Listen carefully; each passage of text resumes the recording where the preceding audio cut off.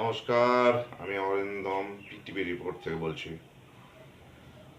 কয়েকটা দিন ধরে পশ্চিমবাংলা একদম উত্তাল হয়ে উঠেছে। যোগ্য অযোগ্য চাকরি হারাতে প্রসঙ্গটা এই মুহূর্তে বাদ দিয়ে এখন মানুষের মনে এবং দেশের বাংলায় কোনায় কোনায় এই ওয়াক অফ আর হিন্দু নিধন যোগ্য এই দুটো যেন সমর্থক হয়ে উঠেছে। আচ্ছা, ওয়াক অফ বিলটা কেন্দ্র সরকার পাশ করার পিছনে যুক্তিটা কি ছিল?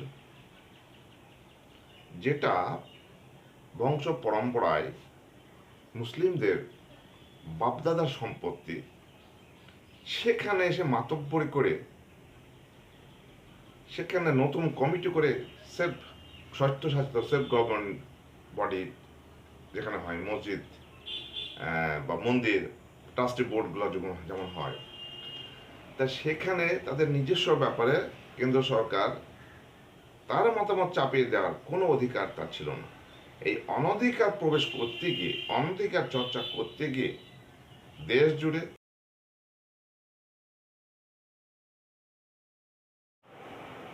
মানলাম ওয়াকফ বিল পাশ করার মধ্য দিয়ে কেন্দ্র সরকার মুসলিমদের সম্পত্তি হস্তগত বা আত্মসাৎ করতে চাইছেন না, ঠিক আছে, কিন্তু সেখানে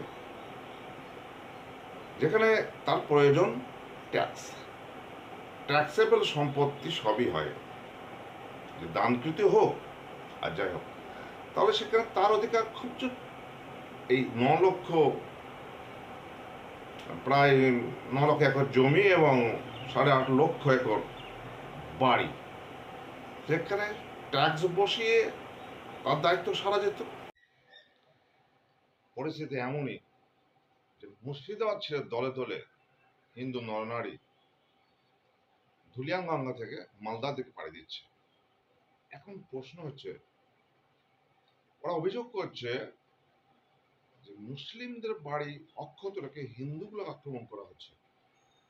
মানলাম, কিন্তু ফারাক্কার বিধায়ক মনিরুল ইসলাম কিন্তু নিজেই বলছেন যে তার বাড়ি আক্রান্ত হয়েছে। তাহলে এখানে কি বুঝবো? আসলে এটা একটা প্ল্যান মাফিক পূর্ব পরিকল্পিত দুষ্কৃতী রাজ্যের কাহিনী ছাড়া কিছুই নয়। সে যাই হোক, যেখানে দুষ্কৃতির তাণ্ডব, যদি ওয়াকিফকে কেন্দ্র করে এটা হয়েই থাকে, তাহলে কেন্দ্র সরকার জানে ক্রিয়া প্রতিক্রিয়ার বিষয়টা। তাহলে যেখানে আমেরিকার জর্জিয়াতে আইনসভায় সম্প্রতি এসবি 375 হিন্দু সুরক্ষা আইন পাস হয়ে গেছে অলরেডি, সেদিকে নজর নেই। কিভাবে মুসলিমদের মসজিদ ভাঙা যায়, কি করে ওয়াকফ সম্পত্তি হস্তগত করা যায় এবং দেশে একটা অশান্তির বাতাবরণ সৃষ্টি করা যায়, সেদিকেই বেশি নজর।